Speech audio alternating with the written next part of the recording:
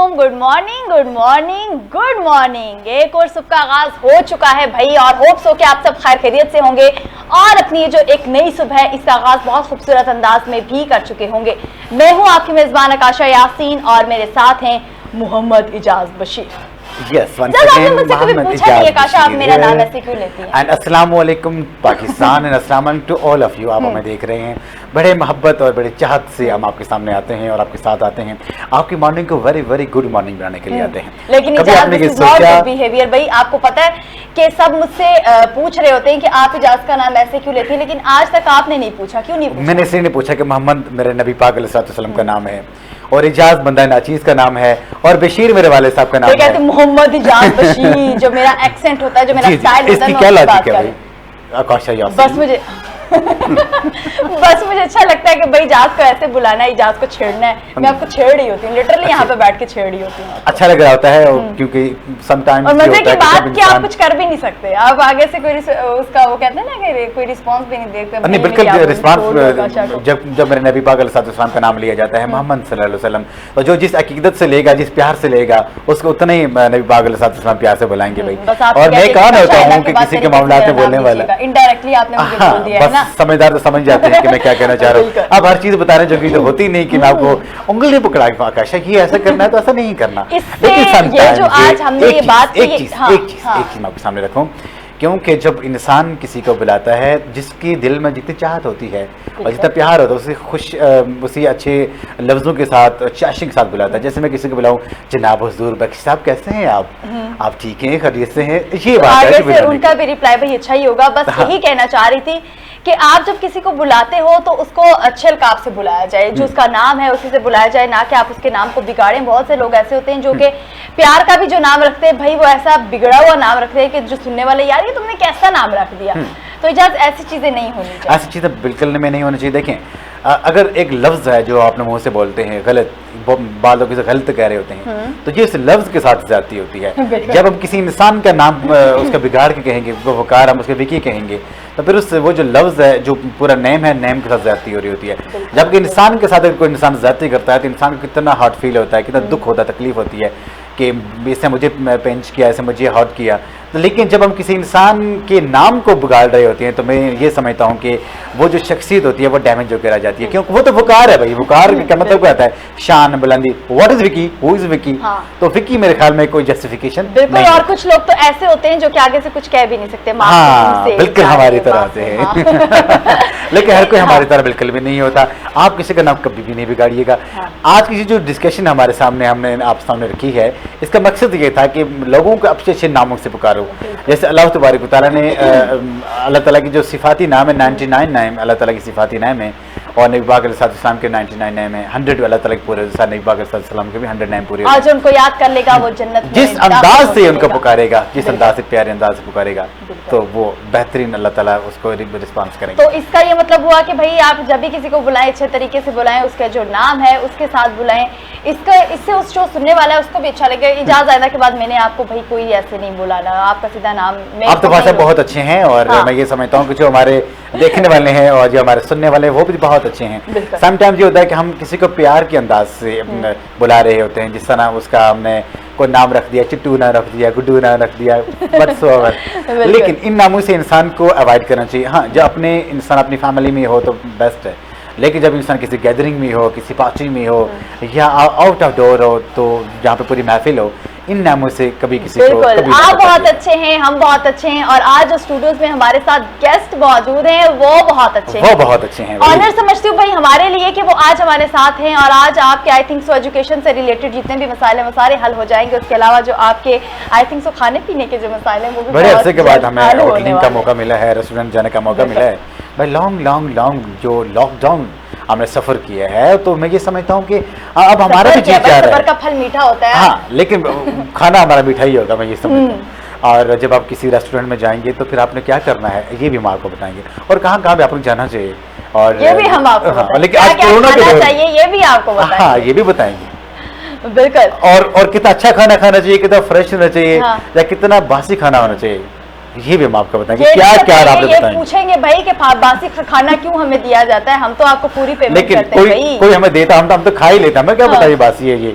लेकिन हम अंदर की बात जानेंगे आज। हाँ। और जो हमारे अंदर गेस्ट हैं, मामला क्या है? हाँ, वो कहते कि हैं क्या ना, वो बात निकलवानी हाँ, है कहते हैं आज। आज ये मतलब ये करारा मजेदार किस्म का खाना हम आपके सामने रख रहे हैं भाई, लेकिन क्या वो करारा होता भी है या जो लफ्ज करारे होते हैं, हाँ, इसकी हकीकत जानेंगे। तो हाँ, आकाशा हमारे साथ बिल्कुल, खान। सबसे पहले हमारे साथ हैं भाई मलिक इब्रार हुसैन, सदर all Pakistan private schools and colleges association. अस्सलाम वालेकुम sir.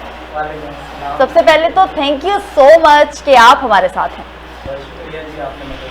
Thank you so much. Thank you very much जनाब अब्रार साहब, आप जहाँ तशरीफ लाए, हमें बहुत अच्छा लग रहा है आपको देख के, और आपने हमारे इस मॉर्निंग शो को गुड मॉर्निंग बना दिया। थैंक यू जी, आपने बहुत अच्छा तारुफ करवाया कि लोगों के जो दो बड़े मसले हैं, तालीम और खाने पीने का, जी जी, अगर दोनों ही आज हल हो जाते हैं तो हम तो बड़े इजी हो जाएंगे, फिर हमारे 70% मामला हल हो जाएंगे। ऐसा ही है तो फिर। और इजाज़ इसके साथ हमारे साथ जी, और इसके कौन? साथ साथ हमारे साथ हैं हमारे बहुत ही मोहसिन, बहुत ही प्यारे दोस्त हमारे जनाब हाजी पाशा खान साहब। आपके नाम से पता चल गया होगा कि नाम ही काफी है भाई, हाजी पाशा खान, अस्सलाम वालेकुम।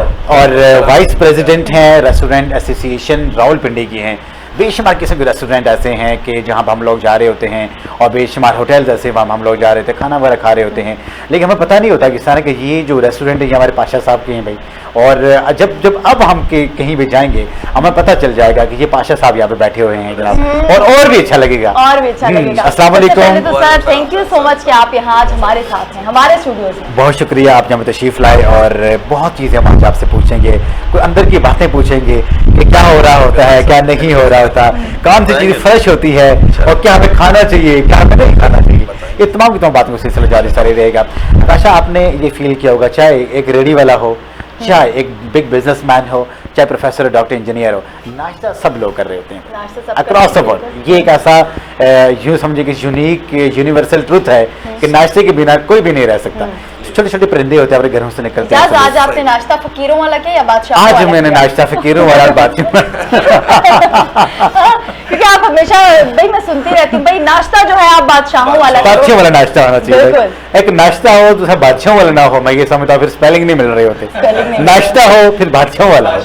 हाँ, खाना हमेशा फकीरों वाला होना चाहिए, लेकिन जो आपका नाश्ता होना चाहिए वो बादशाह वाला होना चाहिए।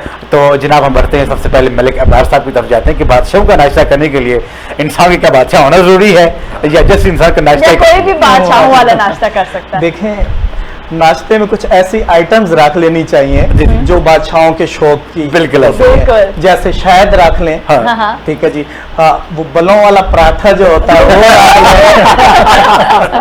ठीक है जी, और अपने आप को थोड़ी देर महसूस करना शुरू कर दें कि मैं यहाँ का बादशाह आप हूँ। आपका नाश्ता फरमा रहे अगर हैं। कोई समझता भी नहीं है फिर भी मैं हाँ, बादशाह हूँ। बिल्कुल। देखें ना, ये तो आपकी अपनी फीलिंग है कि आप समझे इस घर का सब कुछ मैं ही हूँ और बादशाह हूँ और सब मेरी राया है। बहुत बड़ी बात तो किया। बस आप बादशाहों वाला नाश्ता कर सकते हैं। बेटा आज बादशाह की तरह शुरू हो जाएंगे। खुद को कैसे बादशाह बनाना है ये भाई मलिक इब्रार साहब ने हमें बता दिया कि अगर आप बादशाह नहीं भी हैं पर आप बादशाह कैसे बन सकते हैं। Thank you so much sir. और अब हम बढ़ेंगे भाई अपने दूसरे गेस्ट की जानिब हाजी पाशा साहब नाश्ता की जानिब, कराते उनसे हैं। पूछेंगे भाई दूसरों को तो नाश्ते आप करवाते हैं, हाँ। आपका अपना नाश्ता कैसा होता है? हाजी साहब का नाश्ता बादशाह वाला नाश्ता होता है या फकीरों वाला नाश्ता? हमारे रेस्टोरेंट में नाश्ता नहीं है जी, क्योंकि हमारा सिर्फ जो है ना लंच और डिनर है। तो बाकी नाश्ता हम बिल्कुल बहुत अच्छा करते हैं। जैसे मैंने कहा शहद और मलाई पराठे बड़े अच्छे होते हैं, चाय खालिश दूध। लच्छेदार पराठे होते हैं, सादे पराठे हमने होते हैं। नाश्ता नहीं किया हुआ। हमारा नाश्ता भी लेट ही होता है क्योंकि हाँ। हमारा डिनर का काम है, रात को 2 बजे तक होते हैं हमारा रेस्टोरेंट ओपन अच्छा। होता है। जी, तो और जो बिजनेसमैन होते हैं जो जिससे हमारे कम्युनिटी का हिस्सा है, और मैं ये समझता हूँ कि बिजनेसमैन की जो मॉर्निंग होती है वो भी अर्ली मॉर्निंग हो रही होती है भाई। देख जो उनकी नाइट हो रही थी अर्ली नाइट नहीं बल्कि लेट नाइट हो रही होती है, तो इसीलिए जो नाश्ते होते हैं वो भी टाइम के ऊपर ही हो रहे होते हैं, बिल्कुल। जो खाने हो रहे होते हैं वो भी टाइम के ऊपर हो रहे हैं। जब इंसान का जी चाह नाश्ता कर लिया, जब इंसान का जी चाह फिर नाश्ता कर लिया, जब इंसान का जी चाह फिर नाश्ता कर लिया। 3-3 नाश्ते भी समटाइम हमने देखे हैं भाई, ऐसा और होता है एक 3-3 नाश्ते अलग अलग टाइम में भी हो सकते हैं, लेकिन एक ही नाश्ता मतलब 3 बंदों का नाश्ता आप एक टाइम में भी कर सकते हैं। कभी हुआ ऐसे भाई आपका नाश्ता क्या होता है? मैं तो जैसे आपको मैंने गुज़ार किया ना कि बादशाहों वाला नाश्ता, तो फिर मैं कोशिश करता हूँ कि 1-2 चीज़ें ऐसी नाश्ते में हो जाएं, जैसे शहद हो गया, जैतून यूज़ कर लिया, या छोटे बच्चों के साथ बैठ के नाश्ता किया, वो तो वैसे ही बादशाह होते हैं, चाय गिराएंगे, आपके कपड़ों के ऊपर कोई चीज़ फेंक देंगे, तो बड़ा अच्छा लगता है। तो नाश्ता पेट भर के ही करना हाँ, चाहिए। अमूमन ऐसा होता है कि आप अगर मतलब इतने माशाल्लाह आप मल्टी टैलेंटेड है, ऑल इन वन, हमारे साथ जो आज गेस्ट है वो मौजूद हैं, लेकिन ऐसे में नाश्ता करने का टाइम नहीं मिलता है आपको टाइम?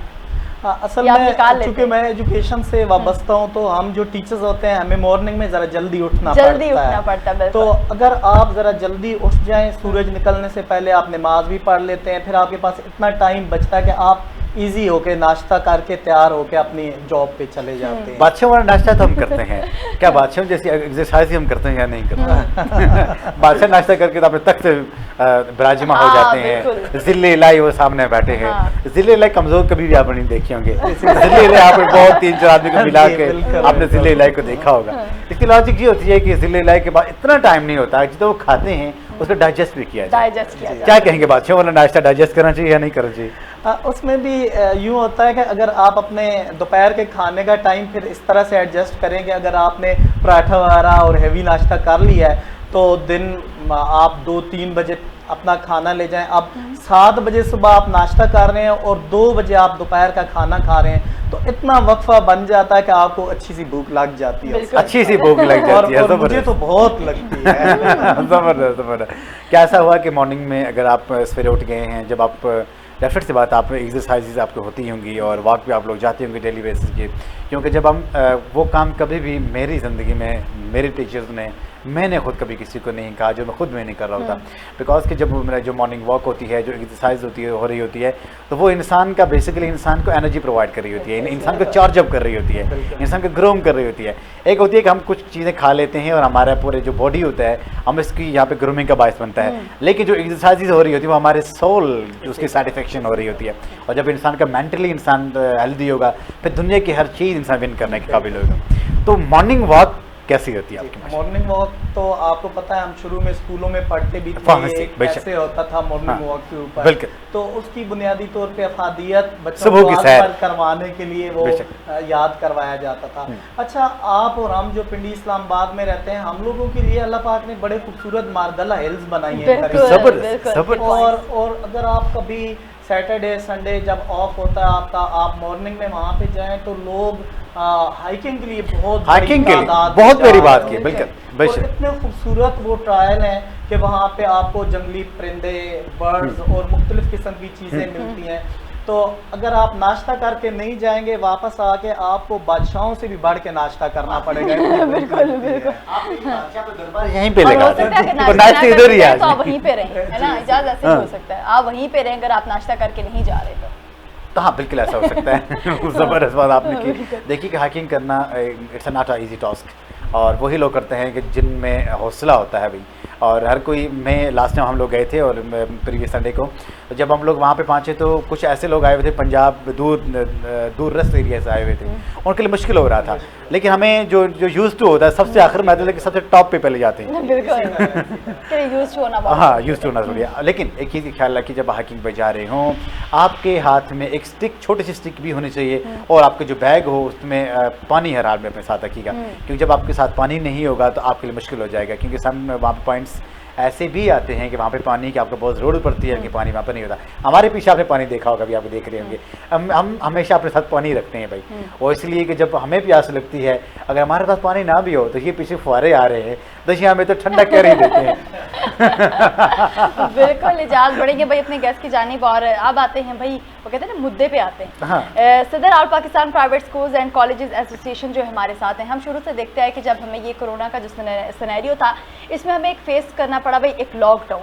इसमें जो पेरेंट्स थे उनको बहुत ज़्यादा शिकायत थी इस हवाले से कि भाई हमसे जो फीसिस हैं वो ले ली जाती हैं, लेकिन ऑनलाइन पढ़ाया जाता है तो इससे हमें क्या बेनिफिट है, हमसे और जो लाइब्रेरी फीसिस हैं या और जो मतलब के ट्रैवल के जितने भी वो होते हैं एक्सपेंसिव, वो सारे ले लिए जाते हैं, लेकिन हमें प्रोवाइड क्या किया जा रहा है भाई, एक ऑनलाइन क्लास दे दी जाती है। और वो भी हो सकता है कि सम एरियाज़ ऐसे हैं जहाँ पर उससे मतलब वो नहीं ले सकते बच्चे। तो आप क्या कहेंगे, इससे आप लोगों को भी बहुत ज़्यादा नुकसानात का सामना करना पड़ा, इस हवाले से क्या कहेंगे? आपने दुरुस्त फरमाया कि वालिदैन की ये जो रिजर्वेशन है बहुत वैलिड है कि अगर उनका बच्चा स्कूल नहीं जा रहा, उसकी रेगुलर स्टडीज़ नहीं हो रही, तो फिर फीस भी उनके लिए नहीं बननी चाहिए, नहीं बननी चाहिए। लेकिन चूंकि ये तो एक जनरल परसेप्शन है, जब एक बिल्डिंग में एक स्कूल बना हुआ है तो आपको पता है उसका मंथली रेंट भी है, उस स्कूल के टीचर्स हैं जो ऑनलाइन पढ़ा रहे हैं या छुट्टियों पे हैं तो उनकी सैलरीज भी हैं, वहाँ आपके यूटिलिटी बिल्स भी हैं, उससे बढ़ के गवर्नमेंट ने आपसे रजिस्ट्रेशन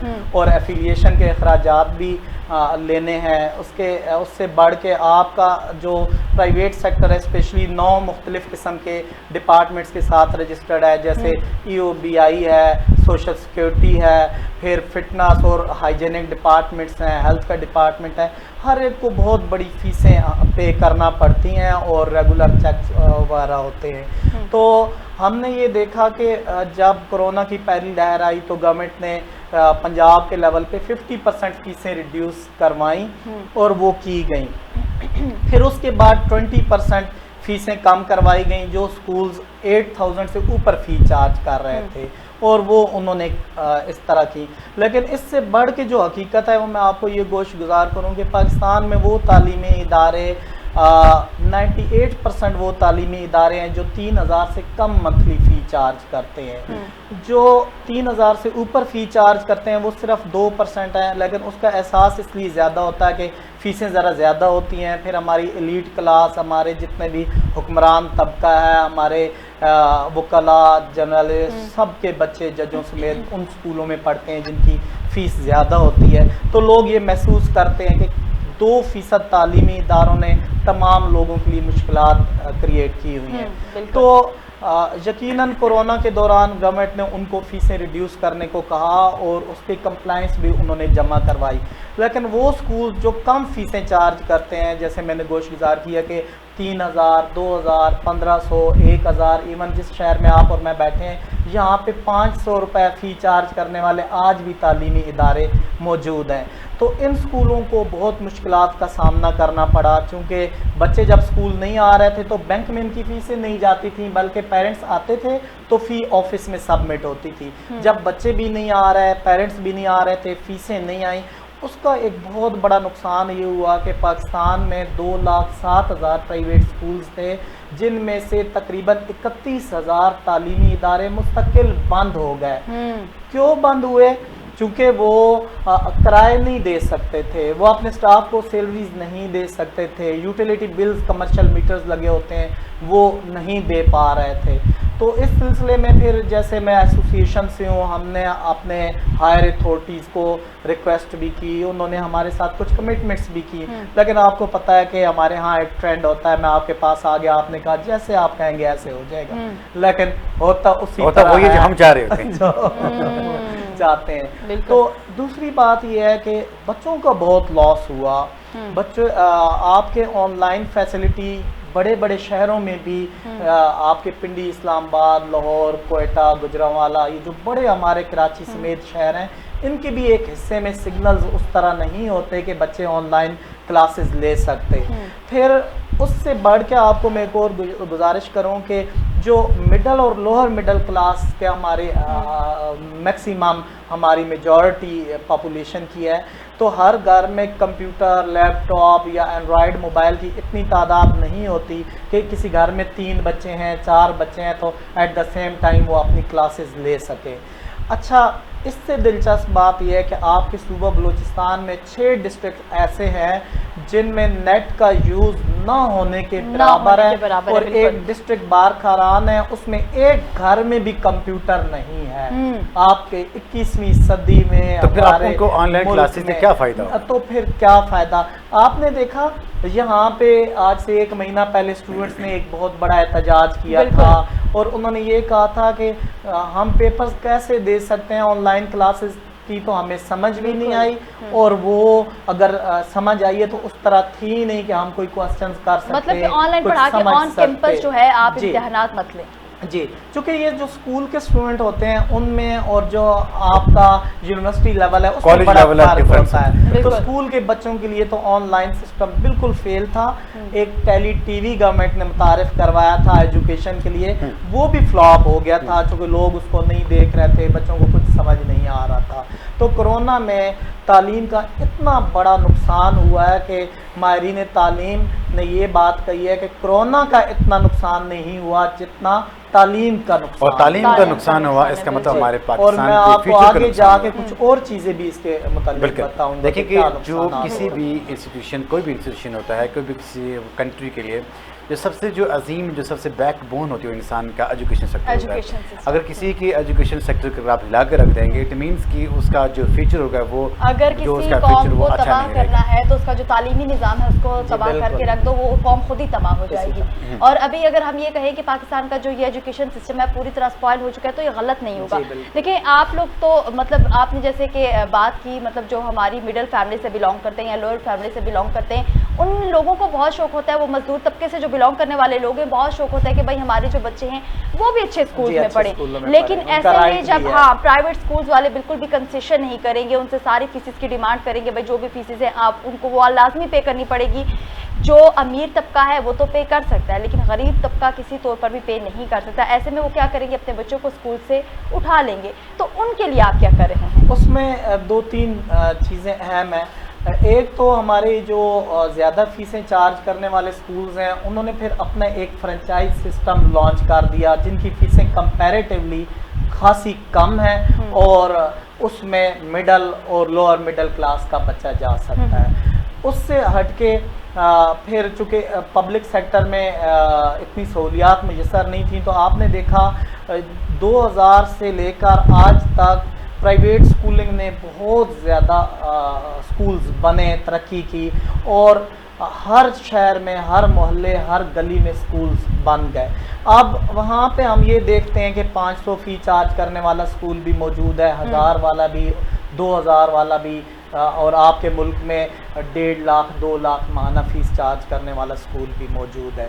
अब ये तो पॉसिबल नहीं होता कि एक स्कूल जो एयर कंडीशन की सहूलत दे रहा हो, जो टीचर को बहुत ज़्यादा पे कर रहा हो, जिसकी बिल्डिंग बहुत अच्छी हो, तो वो 1000, 1500, 2000 लेके बच्चों को पढ़ा सके। लेकिन ये ज़रूर पॉसिबल है कि अब सिंगल नेशनल करिकुलम भी गवर्नमेंट ने अनाउंस कर दिया है, तो अच्छे स्कूल जो बड़ी बिल्डिंग्स हैं उनमें भी वही जब पढ़ाया जाएगा, और एक आम इंसान का बच्चा जिस स्कूल में पढ़ता जहाँ पे है लाखों वहाँ रुपए पे भी- फीस होगी हाँ, वहाँ पे वही वही पढ़ाया जाएगा, वहाँ पे भी पढ़ाया जाएगा। और जहाँ पे तो- कम फीस होगी वहाँ पे जी, वही पढ़ाया किसी जाएगा। हद तक वो जो क्वेश्चन Satisfaction है, एक डिस्क्रिमिनेशन होती थी, तबकाती सिस्टम होता था, उसको किसी overcome हद किया तक गया। 100% नहीं, ये किसी हद होगा तक। सिर्फ 25% तक, लेकिन किसी हद तक हमारे वो बच्चे भी इंटरटेन हो जाएंगे। अच्छा, एक पॉइंट मैं और Please। ऐड जी, जी, करना चाह बिल्कुल। रहा हूँ, वो ये है कि कोरोना के दौरान जब बच्चे 1.5 साल आउट ऑफ स्कूल रहे, तो इसका एक बहुत नेगेटिव इम्पैक्ट ये पड़ा कि बच्चे तालीम से जब दूर हुए तो जो गरीब वालिदैन थे उन्होंने कहा बच्चों को घर बिठाने की बजाय इन्हें वर्कशॉप्स में भेज देते हैं, दुकानों में भेज देते हैं, तो चाइल्ड लेबर में बहुत ज़्यादा इजाफा हो जिसकी गया। restriction और वो बच्चे जिनकी पढ़ाई की उम्र थी 10, 12, 15 साल जिनकी उम्र थी, और हमें बड़ा दुख होता है कि वो बच्चे स्कूलों को छोड़ के चले गए। अब जब स्कूल्स खुले तो हमने देखा, जब हमारे लोगों ने कॉल्स की पेरेंट्स को कि आपका बच्चा नहीं आ रहा, तो उन्होंने कहा जी वो तो फलां जगह काम कर रहा है। ये तो इसमें मुझे भी, आपको भी, और ख़ास तौर पे गवर्नमेंट को सोचना चाहिए कि उन बच्चों को हम वापस कैसे ला सकते हैं। कैसे ला बहुत प्यारी सकते बात। हैं, वालिदैन बिल्कुल। को कोई फीसों में रिलैक्सेशन दी जा सकती है, कुछ गवर्नमेंट को सपोर्ट करना चाहिए कि जो वो माली तौर पे इतने कमज़ोर हैं कि वालिदैन का हाथ बटा दें और बच्चे उनके पढ़ जाएं। एक चीज़ मैं यहाँ पे ऐड करना चाहूँगा, देखिए कि आपने बहुत ज़बरदस्त चीज़ की तरफ इशारा किया कि वो बच्चे जो वर्कशॉप उन्होंने ज्वाइन की हैं, जो डिफरेंट किस्म की शॉप्स पर ज्वाइन की हैं, वहाँ जो चाइल्ड लेबरिंग आजकल हो रही है, उनको कैसे लाया जाए। देखिए कि अगर इतने लॉन्ग टेन्योर के बाद हमारे स्कूल कॉलेजेस ओपन किए गए और इसके बाद जो बच्चे हमारे पास आए स्कूल कॉलेजेस में, आपने देखा होगा कि बच्चों को एक दफ़ा फिर ज़ीरो से हमने शुरू किया। इसी तरह उनकी जो बेस बनी हुई थी, जो हमने किस हद तक हम उनको आगे किया हुआ था, वो सब का सब मैं ये समझता हूँ कि अगर स्पॉइल नहीं भी हुआ,